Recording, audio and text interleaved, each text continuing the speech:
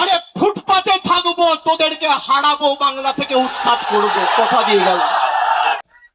গলা যদি কেটে দেন, আর যেদিনকে দেহ ত্যাগ করব, মৃতদেহটা শ্মশানে নিয়ে যাওয়ার আগে যদি বুকে কান পেতে শোনেন, তাহলেও সেই দেহ থেকে জয় বাংলার মমতা ব্যানার্জি জিন্দাবাদ করবে।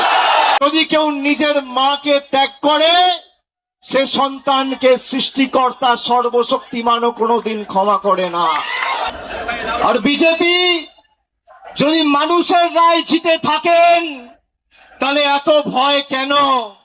হয় পুলিশের কাছে মামলায় ধৃত, আর না হলে মেরুদণ্ড বিক্রি করে বালিশ চাটা ঋতব্রত।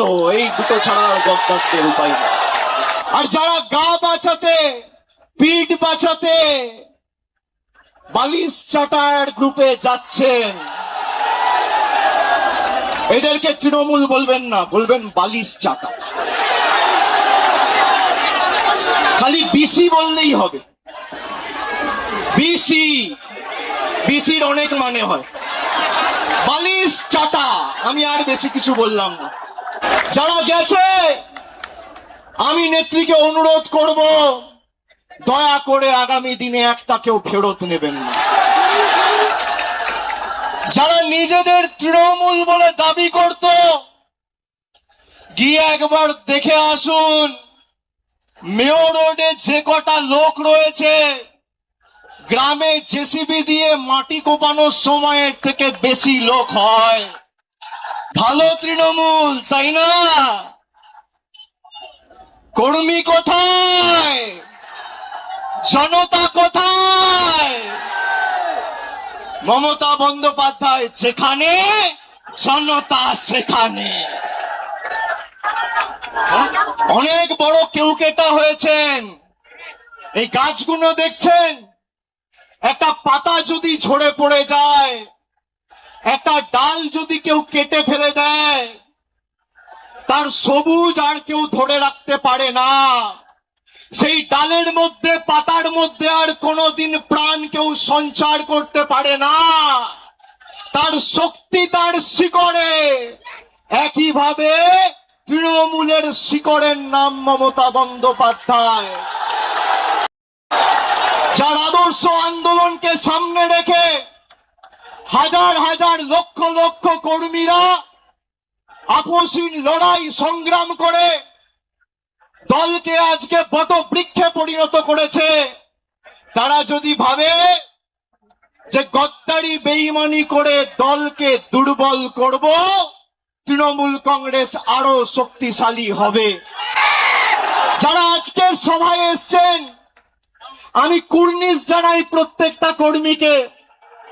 যারা বলেছিল তৃণমূল কংগ্রেস শেষ, তৃণমূল কংগ্রেসকে পুড়িয়ে ছাড়খাড় করে দেব, সেই আগুনের স্ফুলিঙ্গ থেকে নতুন অগ্নিশিখার জন্ম হবে এবং তৃণমূল কংগ্রেস আরো শক্তিশালী হবে আগামী দিন। 5 ওয়াট 10 ওয়াটের বাল্ব, সে এখন ভাবছে আমি হ্যালোজিন হয়ে গেছি। আরে বিদ্যুৎ সঞ্চার করছে মমতা ব্যানার্জি, শক্তি কেন্দ্র মমতা বন্দ্যোপাধ্যায়। যার আদর্শকে সামনে রেখে আপনার রাজনৈতিক পরিচয়, পথ চলা, যদি কেউ নিজের মাকে ত্যাগ করে, সে সন্তানকে সৃষ্টিকর্তা সর্বশক্তিমানও কোনোদিন ক্ষমা করে না। আজকের এই কর্মী সমর্থকদের উৎসাহ, উদ্দীপনা, বিজেপির ক্ষমতা হবে ক্যাথিড্রাল রোডে এই মিটিং করার। রাজ্য সরকারের ক্ষমতায়, পুলিশ তোমার, তদন্তকারী সংস্থা তোমার, অর্থ তোমার, কেন্দ্র সরকার তোমার, মানুষ তৃণমূলের সাথে রয়েছে। পুলিশ যাদের অযথা মিথ্যা মামলায় অত্যাচারিত করছে, আমি বলবো ধৈর্য ধরুন।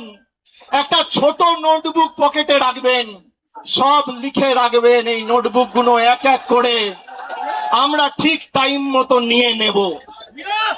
যারা যে ভাষায় বোঝে, তাদের সে ভাষাতেই জবাব দেওয়া হবে। কি করবে বিজেপি? জেলে রাখবে? মিথ্যা মামলায় ঢোকাবে?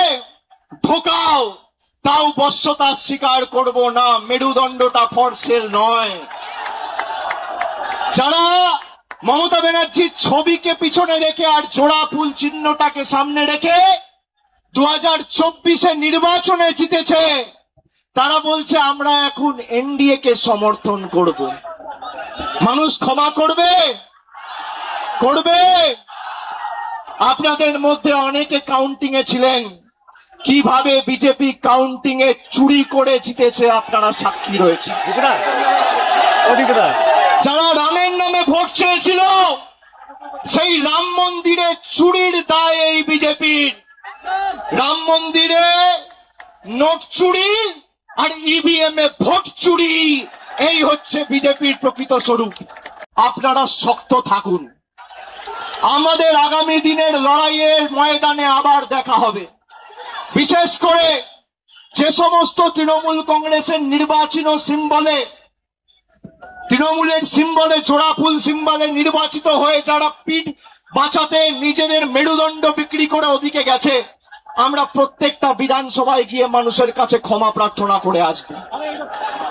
আগামী দিন লড়াইয়ের ময়দানে দেখা হবে।